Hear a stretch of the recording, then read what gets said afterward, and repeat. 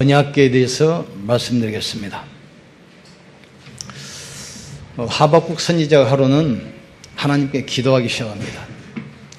하나님, 바벨론 저 강한 나라, 악한 나라가 일어나서 언약궤도 뺏어가고 왕도 죽이고 전 백성을 노예로 70년 동안 부리고 있는데 언제까지 놔두시겠습니까? 그때 하나님이 하박국 선지자가 이야기해요. 내가 지금부터 하는 말을 돌판에 새겨서 달려가면서도 볼 수 있도록 해라. 의인이 고난받는 것처럼 보이지만 잠깐이다. 악인이 잘되는 것처럼 보이지만 영원하지 않다. 나 때가 되면 속히 응답하겠다. 그러면서 오직 의인은 믿음으로 말미암아 살리라. 그런데 세월이 지난 후에 사도 바울이 이 말씀을 붙들었어요. 로마서 1장 17절에 복음에는 하나님의 의가 나타났어. 믿음으로 믿음에 이르게 하나니 오직 의인은 믿음으로 말미암아 살리라. 이 신앙 고백 앞에 로마가 무너지기 시작합니다. 또 세월이 1500년 흘러서 복음이 힘해졌을 때 말틴 루터가 또 이 약속의 말씀을 또 붙들어요. 오직 의인은 믿음으로 말미암아 살리라. 이 복음 붙든 말틴 루터 앞에 그 엄청난 천주교 교권이 무너지기 시작해요. 하나님 말씀은 살아계시기 때문에 지금 우리가 붙들면 똑같은 역사가 일어날 줄 믿습니다. 십자가에서 다 이뤘다겠어요. 오직 예수. 이 언약 붙든 사람과 하나님은 하늘과 땅의 모든 권세 가지고 영원히 함께 하시래요. 이 언약을 붙든 사람이 가는 곳에 흑암이 무너지고 재앙이 무너지고 하늘문 열리고 보좌의 축복이 오기 시작합니다. 하나님은 지금도 자기 하실 일을 말씀으로 먼저 말씀하셔요. 하나님께서는 그 말씀을 이루기 위해서 예수님을 이 땅에 보내셨습니다. 성경에는 약 7,000가지 약속이 있는데 그 약속이 다 성취된 그것을 기록한 책이 성경입니다. 마지막 메시지 하나, 재림, 이거 하나만 지금 남아있어요. 하나님께서는 이스라엘 백성들에게 언약궤를 만들고 그 안에 돌비, 만나 항아리, 아론의 쌍난 지팡이를 넣어놓고 성전에 놔두고 예배할 때마다 그걸 집중해서 바라보도록 말씀해요. 언약궤, 이 돌비가 뭡니까? 구원의 축복. 만나 항아리가 뭐죠?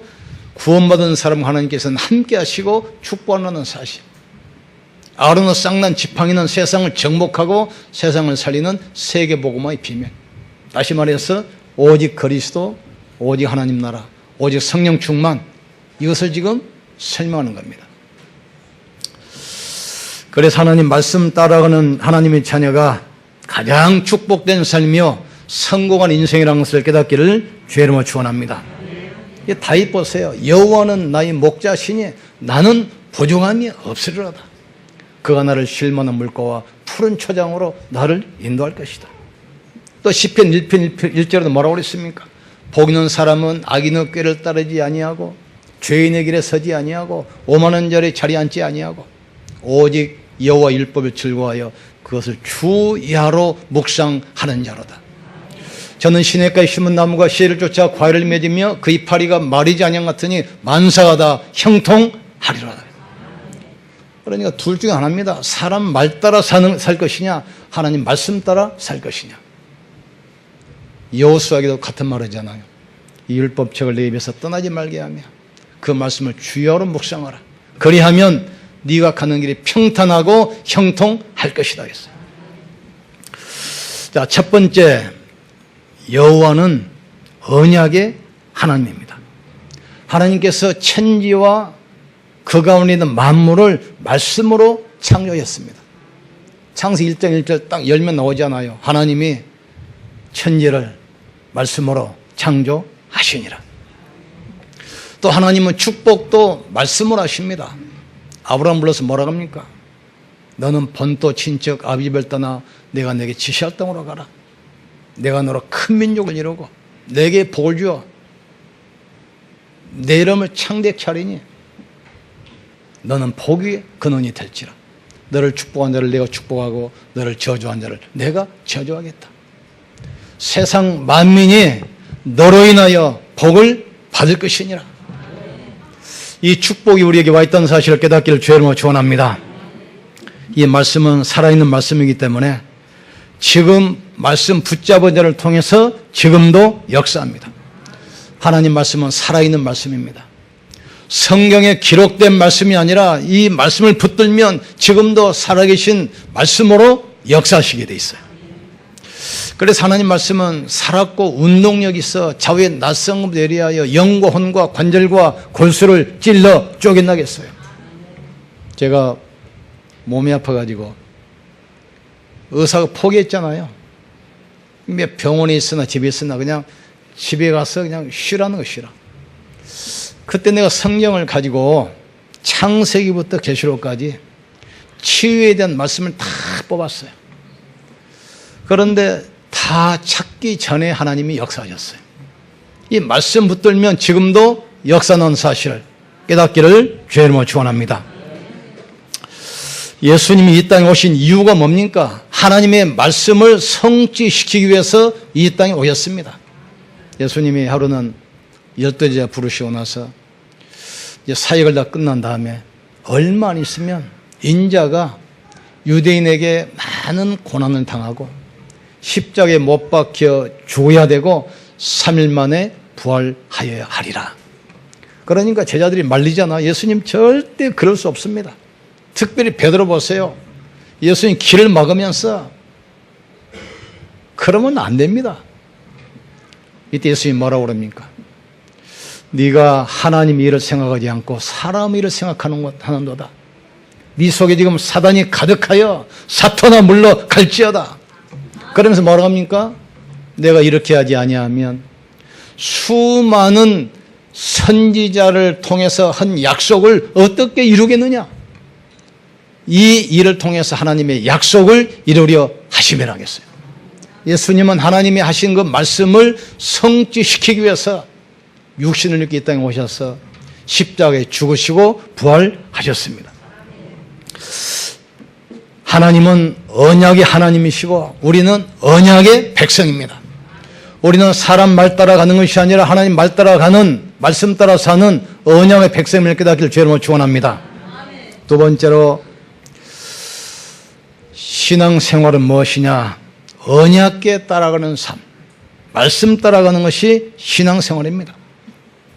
이스라엘 백성들이 출애굽해서 광야를 통과할 때 시내산으로 부르셨어요.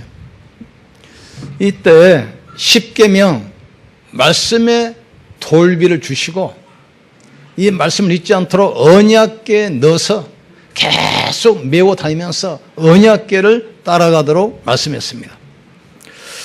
그리고 여호수아 3장 6장 보니까 여호수아에게 또 말씀하잖아요. 언약궤를 맨 제사장이 앞장서서 요단으로 들어가라. 그러니까 제사장들이 언약궤를 메고 요단에 들어가니까 요단이 또 갈라지기 시작해요. 얼마 있다가 여리고성을 또 만나잖아요. 이때 또 말씀하잖아요. 제사장들이 언약궤를 메고 앞장서고 전 백성은 뒤를 따라라. 제사장들이 언약궤를 메고 앞장서고 뒤에는 백성들이 기도하며 따라가는데 여리고성이 무너지기 시작합니다. 우리 장로님들 안수집사 중직자들을 왜 세웠습니까? 강단 말씀 붙들고 앞장서기를 주의 이름으로 축원합니다. 그 뒤에 전성들이 따라갈 때 이 지역의 흑암의 세력이 무너지기 시작해요. 이 땅의 재앙이 무너지기 시작해요. 여러분 지금 뭐 했습니까? 안수했습니다. 기름 부어서 세웠어요. 모든 길을 여는 선지자로 이 땅의 재앙을 막고 축복을 끌어들이는 제사장으로 아무도 해결할 수 없는 영적 문제 흑암의 세를 꺾는 참된 왕으로 세우셨어요. 절대로 흔들리지 말고 강남 말씀 붙들고 앞장서기를 주의 이름으로 축원합니다. 그러면서 많은 사람들이 하나님 말씀을 우습게 이야기해요. 성경에 보면은 그런 사람들 많이 나오잖아요. 엘리가 제사장인데 엘리는 대제사장이고 그 아들들 홈리와 비나스는 제사장이에요. 그런데 기름 부음 받은 주의 종이고 중직자들인데 말씀을 우습게 이야기해요. 그러다가 결국은 언약궤 빼앗겨버리고 블레셋과 전쟁에서 사울 왕 그 두 아들 엘리 대제사장의 두 아들이 한 전쟁에서 몰수합니다. 엘리도 목이 부러져서 죽잖아요. 또 그런 사람 나옵니다. 창세기 19장 보니까 하나님께서 소돔과 고모라 성을 심판하기로 딱 작정해요. 그러니까 아브라함을 통해서 그 메시지를 미리서 롯에게 줘요. 롯이 그러잖아요. 자기 두 사이를 불러서 말씀 놓치고 우상 숭배에 빠졌기 때문에 이 성을 멸하기로 작정하셨다. 나가자. 그러니까 성경 보니까 롯의 두 사이가 하나님의 말씀을 농담으로 여겼다고 했어요. 롯과 두 딸이 나오고 나서 하나님께서 이 화산을 터뜨려가지고 불과 유황으로 덮어버리는데 그 속에서 롯의 두 사이 어떻게 됐죠? 완전히 바베큐 통닭되고 말았어요. 불 속에서. 하나님 말씀을 농담으로 여기면 그렇게 됩니다. 사사시대에 14명 사사가 나오시는데 그 사이에 계속 고난이 와요. 사사가 나와서 복음 전하면 이스라엘이 승리합니다. 그 사사가 죽고 나면 또 우상 숭배하면서 계속 고난이 와요. 부르짖으면 또 사사를 보내줘요. 14대를 계속 고난과 축복이 반복돼요. 그런데 그 이유가 나옵니다. 사사기 21장 25절 제일 마지막 절에 나와요. 사람들이 자기의 소견에 옳은 대로 행하였다고 했어요. 하나님 말씀 놓치고 자기 생각 따라가면 계속 고난이 온다는 사실을 깨닫기를 주의 이름으로 축원합니다. 하나님은 천지 만물을 말씀으로 창조하셨고 지금도 말씀으로 축복하십니다. 에베소서 1장 보면 뭐가 나옵니까? 창세전에 예정하사 우리를 부르시고 이유가 뭐죠? 하늘의 신령한 복으로 복주시기 위해서 하늘과 땅을 통일시키기 위해서 우리를 지금 부르셨습니다. 하나님 우리를 축복하시고 우리를 통해서 이 축복을 증거할 증인으로 세웠다는 사실을 깨닫기를 주의 이름으로 축원합니다. 성경에 보면은 창세기 12장에 보면은 참 중요한 말이 나와요. 하나님께서 아브라함을 부르시는데 창세기 12장 4절 보세요. 아브라함은 하나님의 말씀을 따라갔고 그랬어요. 그런데 롯은 사람 말 따라 아브라함의 말 따라 갔습니다. 그런데 그 결과는 축복과 저주로 응답과 멸망으로 나눠져요. 아브라함은 세계를 정복하는 축복의 근원됐는데 롯 보세요. 모압과 암몬 족속이 돼서 복음을 가로막고 하나님의 심판 가운데 쓸 수밖에 없는 비참하게 돼요. 옆 사람 축복합시다. 하나님의 말씀을 따라갑시다. 그래서 이번에 이 설교를 통해서 다 할 수 없는 이야기를 주보 보면은 그 3면에 내가 기록해 놨어요. 좀 보시고 참고하기를 주님으로 축원합니다. 마지막으로 하나님은 말씀으로 축복하십니다. 성경에 말씀하시는 하나님의 자녀에게 주신 구원의 축복을 깨닫기를 주님으로 축원합니다. 너희가 다시는 종의 영을 매지 아니하고 하나님께로부터 얻은 영을 받았으니 하나님을 아바 아버지라 부르짖느니라. 우리가 하나님의 자녀됐다 이 말을 하나님께서 우리의 모든 것을 책임다는 사실을 깨닫기를 주님으로 축원합니다. 말씀 놓치고 종교 생활하지 마시고 말씀 붙들고 축복의 자녀로 축복의 증인으로 서기를 주님으로 축원합니다. 다 끝났어요. 옆 사람 축복합시다. 당신 문제 십자가에서 끝났습니다. 딱 결론 내리고 이제 우리는 신앙생활 하는 겁니다. 또 성도는 세상을 살릴 복의 근원이기 때문에 세상을 살릴 말씀 주셨어요. 하늘과 땅의 모든 권세 가지고 세상 끝날까지 항상 함께 있으리라. 믿는 자에게는 이런 표적이 따르리니 너희가 내 이름으로 귀신을 쫓아내며 새 방을 말하며 뱀을 집으며 무슨 독을 마실지라도 해를 받지 아니하며 병든 자에게 손을 얹은 나리라. 어떤 문이 있어 괜찮아요. 예수 그리스도 이름으로 기도하기를 주의 이름으로 축원합니다. 또 일할 수 있도록 우리에게 힘 주시겠다고 약속했어요. 오직 그리스도 모든 문제 해결자입니다. 오직 하나님 나라 여러분 가기만 하면 현장은 살아나게 되어 있습니다. 오직 성령, 오직 권능, 오직 증인 이걸 붙드셔야 돼요. 아침에도 어떤 천주교 신자를 만났는데 천주교와 개신교와 다른 게 뭔가 그 질문에서 그 답을 주고 왔어요. 천주교는 뭐냐? 십자가에 달린 예수 그리스도 그걸 믿습니다. 그러니까 성당 가면 어느 곳에 가든지 십자가에 못 박힌 고난당한 예수님 다 걸려 있어요. 개신교는 뭐냐? 십자가에 죽으시고 부활하신 그리스도를 믿는 종교입니다. 그러니까 천주교는 제사 드리고 우리는 예배 드려요. 그래 거룩 음수거잖아요. 제사 지냈는데 떠들고 노래 부르는 사람 있습니까? 그러니까 십자가에 못 박혀 죽은 예수. 우리는 뭘 드립니까? 부활하신 그리스도. 그러니까 거기는 미사가 바로 제사라는 뜻입니다. 구약 종교. 우리는 부활하신 그리스도. 사람이 살아났는데 제사 드릴 이유가 있습니까? 없습니까? 찬양해야지요. 부활하셨는데. 이게 차이가 나요. 그래서 성당은 성찬상이 가운데 있습니다. 우리는 설교단이 가운데 있어요.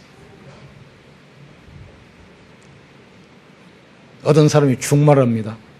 사진을 보여주면서 야 이런 사람 있는데 만나볼래? 근데 이분들이 다방에서 딱 만났어요. 사진이 필요 있습니까? 없습니까? 실물이 앉아있는데 성당은 계속해서 구약 종교, 피 흘리는 종교, 그림자 붙들고 있어요. 우리는 십자가에서 모든 문제 해결하시고 부활하신 그리스도 실체, 언약 붙들고 있다는 사실을 깨닫기를 주의 이름으로 축원합니다.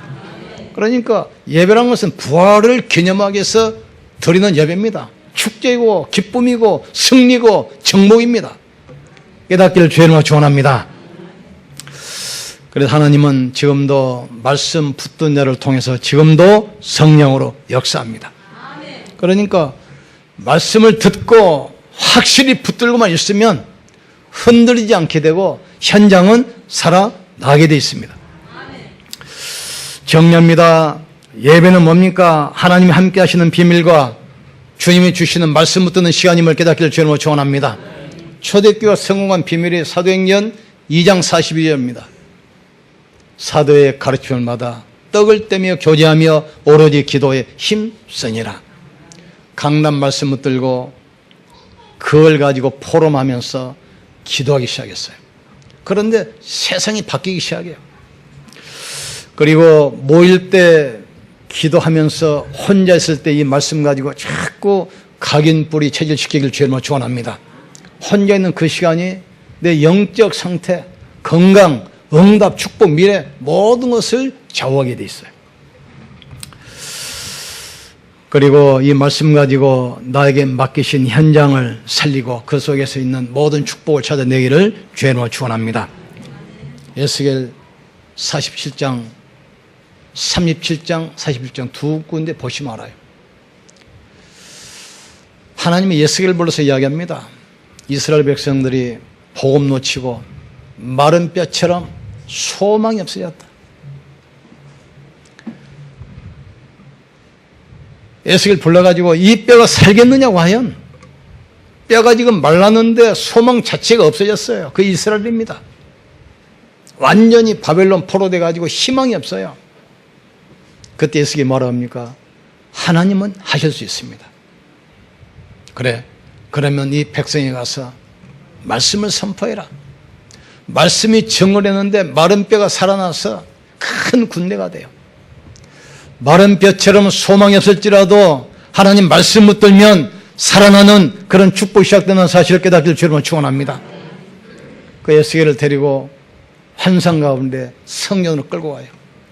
성전 문지방에서 생수 흐르는데 그 물이 흐르는 모든 곳에 다 회복이 되기 시작해요. 물이 흐르는 곳에 밭이 살고 곡식이 살고 바다가 살고 강이 살고 어족이 살고 농부가 살고 노래를 불러요. 여러분 강남 말씀 붙들고 가정 살리기를 주님으로 축원합니다. 말씀 붙들고 산업 현장으로 들어가기를 주님으로 축원합니다. 말씀 붙들고 모든 현장 뒤집는 축복을 주님으로 축원합니다.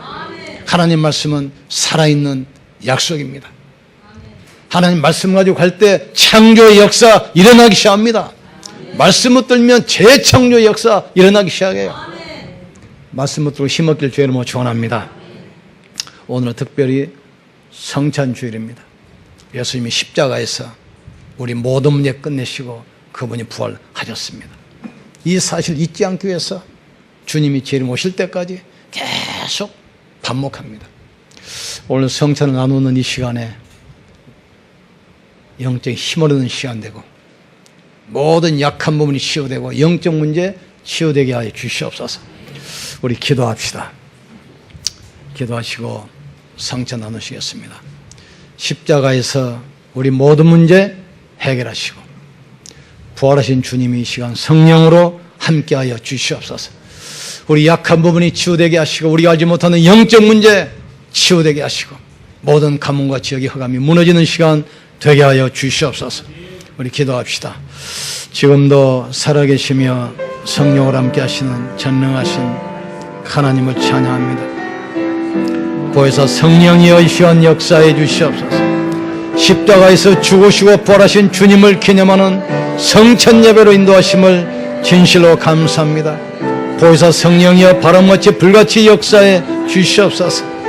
이 시간 성찬을 낼 때 영적 문제 치유되게 하시고 모든 무능이 치유되게 하시고 모든 약한 부분이 치유되는 응답의 시간이 되게 하여 주시옵소서.